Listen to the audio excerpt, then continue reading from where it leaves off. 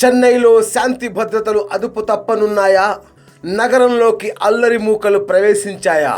పోలీసుల చర్యలు చూస్తుంటే అది నిజమే అనిపిస్తోంది. తమిళనాడు రాజకీయాలు వాడి వేడిగా రాజుకుంటున్నాయి.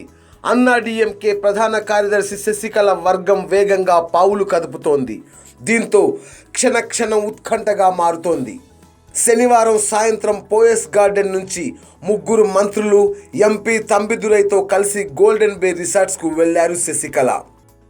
నేరుగా రాజ్భవన్కు ప్రభుత్వాన్ని ఏర్పాటు చేస్తామని, ఎమ్మెల్యేలంతా ఓపికగా ఉండాలని కోరినట్లు తెలిసింది. రిసార్టులో ఎమ్మెల్యేలతో భేటీ అయిన శశికళ ఆ తరువాత నేరుగా ఎమ్మెల్యేలను తీసుకుని రాజ్భవన్కు వెళ్లేందుకు సిద్ధమైనట్లు తెలుస్తోంది.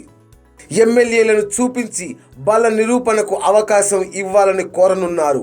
అమ్మ 1.5 కోట్ల మంది పార్టీ సోదరులను, సోదరీమణులను నా చేతిలో పెట్టి వెళ్ళింది. వాళ్ళంతా నా పక్షాన ఉన్నంత వరకు నన్నెవరూ ఏమీ చేయలేరంటూ పన్నీర్ సెల్వంను ఉద్దేశించి పరోక్షంగా వ్యాఖ్యానించారు.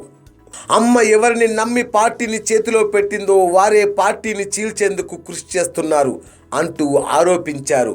కాగా ఇప్పటికే గవర్నర్ అపాయింట్మెంట్ కోరుతూ లేఖ కూడా రాశారు. ముఖ్యమంత్రి పన్నీర్ సెల్వం రాజీనామా చేసి 7 రోజులు గడిచిపోయాయి.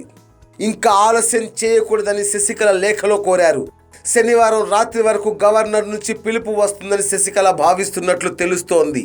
ఒకవేళ గవర్నర్ అపాయింట్మెంట్ దొరికితే ప్రభుత్వం ఏర్పాటు చేసేందుకు అనుమతి ఇవ్వాలని కోరనున్నట్లు తెలిసింది.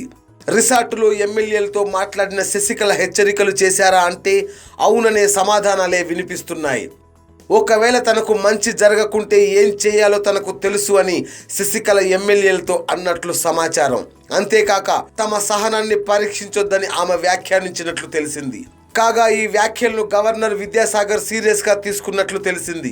ఈ నేపథ్యంలో చెన్నైలోని లాడ్జీలు, రిసార్టుల్లో ఉన్న వారి వివరాలు సేకరించాలని ఆదేశించారు. దీంతో చెన్నై కమిషనర్ నగరంలోని అన్ని లాడ్జీలు, రిసార్టులు, హోటళ్లలో తనిఖీ చేయాలని ఆదేశాలు జారీ చేశారు. కాగా ఇప్పటికే చెన్నైలో అల్లరి మూకలు చేరినట్లు సమాచారం. గవర్నర్ ప్రకటన వెలువడగానే నగరంలో అలజడి సృష్టించేందుకు వారు సిద్ధంగా ఉన్నట్లు తెలిసింది. ఈ క్రమంలో పోలీసులు విస్తృత తనిఖీలు చేపట్టారు. YoYo News, Chennai.